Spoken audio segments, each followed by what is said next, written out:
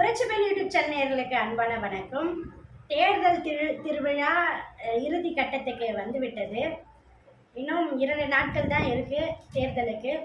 நம்முடைய 40 தொகுதிகள் பாண்டிச்சேரியை சேர்த்து இந்திய கூட்டணியினுடைய வேட்பாளர்களும், அதே போல அதிமுகவினுடைய கூட்டணி வேட்பாளர்களும், நம்ம மோடிஜி தலைமையிலான பாசிச பாஜகவினுடைய கூட்டணியும் இன்றைக்கு தேர்தலில் நிற்கிறாங்க. இன்னொன்று சொல்ல மறந்துட்டேன், நம்ம அண்ணன் சீமானுடைய கூட்டணி நிற்கிது. இப்படி 4 முனை போட்டிகளாக நடக்குது.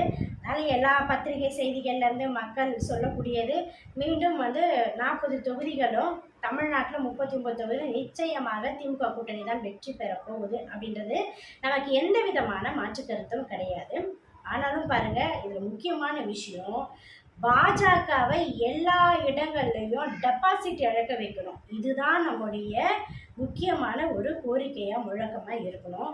அதுவும் குறிப்பாக பார்த்தீங்கன்னா, கோவையில் ஆட்டை போட்டு நம்ம பிரியாணி செய்யாமல் இருக்கவே கூடாது. கோவை மக்கள் தயாராக தான் இருக்கிறாங்க பிரியாணி செய்யறதுக்கு, நாமளும் சாப்பிட தயாராக இருப்போம். ஒரு சில கருத்துக்களை நம்ம நிச்சயமாக நினச்சி பார்க்கணும். இந்த 10 ஆண்டுகள் மோடி ஆட்சியில் என்ன வளர்ச்சி பாதை நடந்ததுன்னு நீங்கள் ஏதாச்சும் யோசிச்சு பாருங்களேன். தனி மனித வாழ்க்கையில் ஏதாவது ஒரு முன்னேற்றம் இருந்ததா, அல்லது ஒட்டுமொத்த நாட்டினுடைய முன்னேற்றம் ஏதாச்சும் இருந்துச்சுன்னா, தனி மனிதர்னா யார் முன்னேறி இருக்கிறாங்கன்னா, அம்பானியும் அதானியும் தான் முன்னேறி இருக்கிறாரு. குறிப்பாக மோடி அவர்களுடைய நெருங்கிய நண்பர் அதானி தான் இன்னைக்கு உலக பணக்காரர்கள் வரிசையில் முதல் 5 இடத்துல இருக்கிறாரு. பல்லாயிரக்கணக்கான பல லட்சக்கணக்கான கோடிகள் அவர் வச்சிருக்கிறாரு. அந்த வளர்ச்சி திட்டம் மட்டும்தான் நடந்திருக்கே தவிர இந்த நாட்டினுடைய மக்களுக்கு எந்த விதமான வளர்ச்சியும் நடக்கல. குறிப்பாக பாருங்க, நம்ம சின்ன வயசுலேருந்து வடை சுற்றுற கதையை கேள்விப்பட்டிருப்போம். தமிழ்நாட்டுக்கு அந்த வடைன்றது ரொம்ப ஒரு பழகி போன ஒரு விஷயம். அங்கே பாரு நிலா குழாயா வடை சுடுறாங்க அப்படின்னு சொல்லி வாயை தரேன்னு சொல்லி சின்ன வயசில் சாப்பாடு விட்டுவாங்க. அதுபோல் நமக்கு பல வடைகளை சுட்டுருக்கிறாரு நம்ம பிரதமர். நான் ஆட்சிக்கு வந்தால் 15 லட்சம் எல்லாருடைய அக்கௌண்ட்டும் போடுவேன்னு சொன்னார். ஸ்விஸ் பேங்க்லேருந்து ஊழல் பணத்தை கொண்டு வந்து 10 வருஷம் முடிஞ்சிருச்சு. அந்த ஊழல் பணத்தை எங்கே எடுத்துகிட்டு வந்தீங்க? இது வரைக்கும் ஒரு 10 ரூபாய்னாச்சும் அந்த ஊழல் பணத்தை எடுத்துகிட்டு வந்திருக்கீங்களா அப்படின்னு கேள்வி கேட்டால் பதில் கிடையாது. சரி, இப்போ என்ன சொல்கிறாங்கன்னா, நாங்கள் அப்படியே ஒரு வாக்குறுதியாக கொடுக்கலப்பா, நீங்கள் தான்ப்பா சொல்கிறீங்க, அதெல்லாம் ஜும்லா. இப்போ நம்மக்கிட்ட என்ன கேட்குறாங்கன்னா, ஹிந்தியில் பேசுகிறது உங்களுக்கு எப்படி தெரியும்? என்னவோ இன்னைக்கு உலக தொழில்நுட்பம் முன்னேற்றம் அடையாத மாதிரியும், ஹிந்தி தமிழ் ஆங்கிலம் தெரிந்தவர்கள் யாருமே இந்த நாட்டில் இல்லாத போலையும் இன்னைக்கு பாஜக கதை விட்டுட்டு இருக்காங்க. ஆனால் அது ஹிந்தியில் பேசலன்றது வேற விஷயம். குஜராத் மொழியில் பிரதமர் மோடி பேசினார். அதை மொழிபெயர்த்து இன்னைக்கு எல்லா இடங்கள்லையும் வந்திருக்கு. குறிப்பாக நம்ம அக்கா இருக்காங்க பாருங்க, பிமிழிசை, தமிழிசை, தாமரை மலர்ந்தே தீரோன்னு சொல்லிட்டு அந்த தாமரை மலர வைக்கிறதுக்காக அக்கா பல இடங்களில் சொன்ன கதை என்ன தெரியுமா? 15 லட்சம்னு சொன்னாங்க. இது வரைக்கும் வந்து சேரல. அப்புறம் ஆண்டுக்கு 2 கோடி பேருக்கு வேலை கொடுக்குறேன்னு சொன்னாங்க. இது வரைக்கும் யாராவது தமிழர்கள் வேலைக்கு போயிருக்காங்கன்னா நிச்சயம் கிடையாது.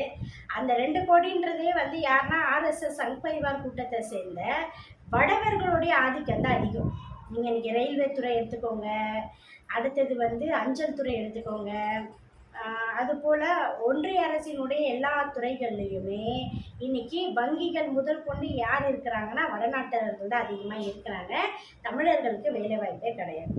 அப்புறம் இந்தியா முழுக்க இவங்க வளர்ச்சின்னு பேசுகிறாங்க. தமிழ்நாட்டில் ஒரு முக்கியமான ஒரு திட்டம்னு பார்த்தீங்கன்னா சேது கால்வாய் திட்டம், ஆடம்ஸ் பிரிட்ஜ் அப்படின்னு சொல்லக்கூடிய அந்த சேது சமுத்திர திட்டம். இலங்கைக்கும் இந்தியாவுக்கும் தமிழ்நாட்டுக்கும் போகக்கூடிய பாதை. அங்கே இருக்கக்கூடிய அந்த மணல் திட்டுகளை அகற்றி அங்கே வழிபாதை வச்சா உலக அளவு நமக்கு பெரிய அளவுக்கு பொருளாதார வலிமை வரும். இதனால் தமிழர்களுக்கு நிறைய பேருக்கு வேலை வாய்ப்பு கிடைக்கும். ஆனால் வழக்கம் போல சங்கிகள் என்ன சொல்லிட்டாங்க, அது ராமர் கட்டின பாலம், அதனால் அதை உடைக்கக்கூடாதுன்னு சொல்லி இன்னைக்கு அந்த திட்டத்தை முட்டுக்கட்டை போட்டு வச்சு தமிழ்நாட்டுக்கு கிடைக்க வேண்டிய பல கோடி ரூபாய் பொருளாதாரம் இன்னைக்கு தேங்கி இருக்குது. அது மட்டும் இல்லை, நமக்கு இங்கே பறக்கும் சாலை கலைஞருடைய ஆட்சி காலத்தில் இந்த பாலம் போட்டாங்க. இன்றைக்கும் வந்து அந்த பாலத்தை நடத்த விடாமல் முட்டுக்கட்டை போட்டு வச்சுருக்கிறாங்க, உங்களுக்கு நல்லாவே தெரியும். அதே போல் பார்த்தீங்கன்னா மெட்ரோ திட்டத்துக்கு கொடுக்க வேண்டிய பணத்தை கொடுக்காம வச்சுருக்காங்க. ஜிஎஸ்டி பணம் நாம் ரூபா கொடுத்தா திருப்பி அவங்க 29 ரூபா தான் தராங்க. அதுதான் நம்முடைய உதயநிதி அமைச்சர் அவர்கள் கூட ஒவ்வொரு இடத்துலையும் போய் தமிழ்நாட்டு மக்கள் சார்பாக நான் பிரதமர் மோடிக்கு ஒரு பேர் வச்சுருக்கேன், மிஸ்டர் 29 பைசான்னு சொன்னார். அப்புறம் பிஜேபியை சேர்ந்த அண்ணாமலைக்கெலாம் பயங்கரமாக கோவம் வந்துச்சு, நீங்கள் எப்படி எங்கள் தலைவர் அப்படிலாம் பேசுவீங்க அப்படின்னு. பணத்தை கொடுத்தா நாங்கள் ஏன் பேச போகிறோம் அப்படின்ட்டு. அவங்க அதே போல் நிர்மலா சீதாராமன்கிட்ட பணம் கேட்டால் பணம் அப்போ ஏடிஎம்ல எடுத்துக்கோங்க, அந்த அம்மா வந்து அவ்வளோ திமிராக பேசினாங்க. நம்முடைய மாண்புமிகு முதல்வர் பெண்களுக்கு கொடுத்த திட்டங்கள் பார்த்தீங்கன்னா நம்ம எல்லாருமே பயன்படக்கூடிய திட்டம் விடியல் பயணம். நம்ம போகக்கூடிய இன்றைக்கி பேருந்துகளில் இலவசமாக பயணிச்சு செஞ்சுட்ருக்கோம். அதே போல் கலைஞருடைய பெயரில் மகளிர் உரிமை தொகை 1000 ரூபா. நான் இந்த வீடியோ பேசுறதுக்கு முன்னாடி கூட ஒரு அக்கா சொன்னாங்க, பக்கத்து வீட்டுக்கார அக்கா இன்னொருத்தவங்க அக்கா கிட்ட சொல்லிட்டு இருக்காங்க, 1000 ரூபாய் எனக்கு போட்டாங்க வந்துருச்சு, நல்ல வேலை, செலவுக்கு காசு இல்லாமல் இருந்தேன், ஒரு செலவுக்கு உதவுறதுக்கு எனக்கு காசு கிடைச்சதுன்னு பேசிகிட்டு இருந்தாங்க. அப்போது இந்த மாதிரி திட்டங்களை செயல்படுத்தக்கூடிய நம்முடைய முதல்வர்களுடைய கருத்தை நாம் தான் வலிமைப்படுத்தணும். இப்போ இந்த திட்டத்தை பார்த்தீங்கன்னா பிஜேபியை சேர்ந்த நடிகை புஷ்பா இருக்கட்டும், அதே போல் ஒன்றிய அமைச்சர் நிர்மலா சீதாராமனாக இருக்கட்டும், என்ன சொன்னாங்கன்னா இது பிச்சை, 1000 ரூபாய் பிச்சை போட்டால் ஓட்டு போடுவாங்களான்னு சொல்லி கேட்டாங்க.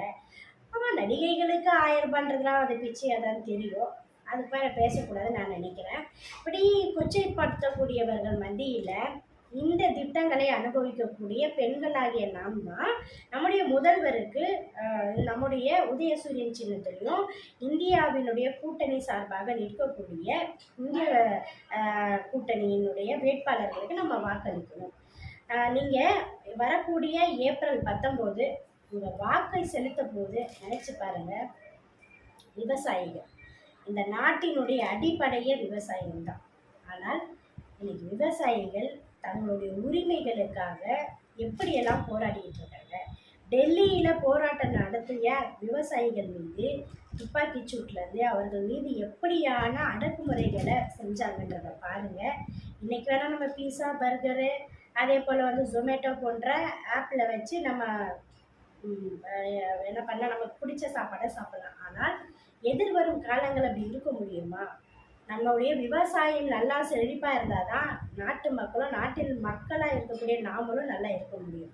விவசாயிகள் பிரச்சனை, அடுத்தது தொழிலாளர்கள் பிரச்சனை. இன்றைக்கி ரோட் ஷோ நடத்துகிறார் பாருங்கள் நம்ம பிரதமர். இதுக்கு முன்னாடி நடத்தின ரோட் ஷோன்னு பார்த்தீங்கன்னா கொரோனா டைம் ரோட் ஷோ தான். பாதிக்கப்பட்ட எப்படி போகிறதுக்கே வழி தெரியாத மக்கள் லட்சக்கணக்கான பேர் நடந்தே போனாங்க, அதெல்லாம் மறந்துட முடியுமா?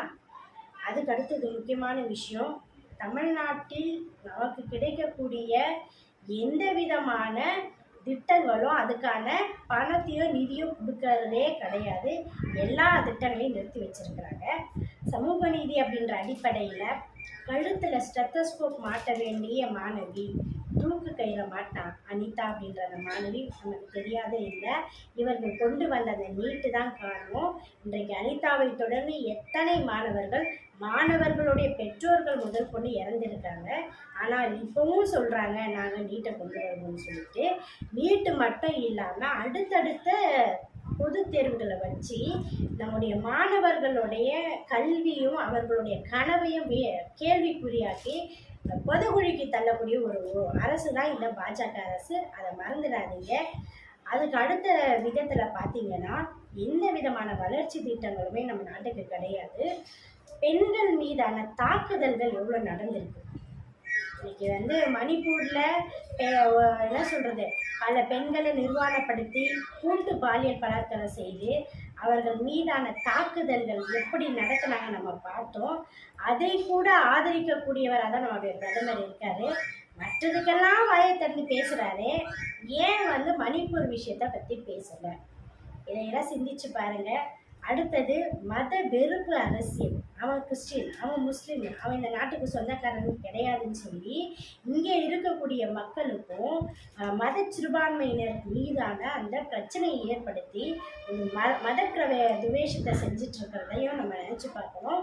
இந்துக்களே ஒன்று சேருங்கன்னு சொல்லிட்டு இந்து மக்களுடைய இடஒதுக்கீட்டில் கை வச்சிருக்காங்க, இந்து மக்களுடைய ஸ்காலர்ஷிப்பில் கை வச்சிருக்காங்க, இந்து மக்களை இன்றைக்கு கடன்காரிகளாக ஆக்கி வச்சிருக்கிறாங்க, கடன்காரங்களாக ஆக்கி வச்சிருக்காங்க. இதுதான் இவங்க செஞ்ச சாதனை. இதையெல்லாம் நினச்சி பார்த்து வரக்கூடிய நாடாளுமன்ற தேர்தலில் 19 ஏப்ரல் நீங்கள் தேர்தல் நடக்கக்கூடிய இடத்துக்கு போனீங்கன்னா நிச்சயமாக நீங்கள் உதயசூரியன் கூட்டணியில் இருக்கக்கூடியவர்களுக்கு வாக்களிக்கும் பொழுது அங்கே பிரகாசமான ஒரு வெளிச்சம் வரும். அந்த வெளிச்சம்தான் இந்தியாவை மீட்டெடுக்க போகிறது. இந்தியா ஜனநாயகத்தோடு, சமத்துவத்தோடு, சகோதரத்துவத்தோடு இருப்பதற்கான ஒரு வாக்கு தான் நீங்கள் செலுத்தக்கூடிய வாக்கு. அந்த ஒரு விரல் புரட்சி மீண்டும் நடக்கட்டும். எல்லாத்தையும் சிந்திச்சு பார்த்து வாக்களிங்க. மீண்டும் பாஜக வரக்கூடாது. வேண்டாம் மோடி, வேண்டவே வேண்டாம் மோடி அப்படின்றதுல உறுதியாக இருங்க. ஒரு நல்லாட்சியை கொடுத்தாதான் அடுத்து வரக்கூடிய தலைமுறையும் நல்ல தலைமுறையாக அமையும் அப்படின்றதுல எந்த விதமான மாற்று கருத்தும் இல்லை. சிந்தித்து உங்களுடைய வாக்கை செலுத்துங்கள். மீண்டும் பாஜக வந்தால் இந்த நாட்டில் இனி தேர்தல் என்பது இருக்காது, கல்வி என்பது இருக்காது, வேலைவாய்ப்பு என்பது இருக்காது, பெண்களுக்கான உரிமை என்பது இருக்காது. அனைவரும் ஆடு மாடு மேய்ப்பதற்கும் அவரவர் குலத்தொழில் செய்வதற்குமானதான் ஒரு இடமாக இருக்கும். இதையெல்லாம் சிந்தித்து பார்த்து உங்களுடைய வாக்கை செலுத்துங்க. நம்முடைய இந்தியா கூட்டணிக்கு உங்களுடைய வாக்கை கொடுத்து மீண்டும் தமிழ்நாடு 39 தொகுதிகளை இந்தியா கூட்டணிக்கு கொடுத்து இங்கே பாசிசத்திற்கும் மதவாதத்திற்கும் ஜாதி வெறிக்கும் இடமில்லை என்பதை காட்டுங்கள் என்று கூறி இது போன்ற கருத்துக்களை எல்லாம் தொடர்ந்து கேட்க நம்முடைய புரட்சி பெண் யூடியூப் சேனலை சப்ஸ்கிரைப் பண்ணுங்கள், ஷேர் பண்ணுங்கள், லைக் பண்ணுங்கள், கமெண்ட் பண்ணுங்கள். நன்றி.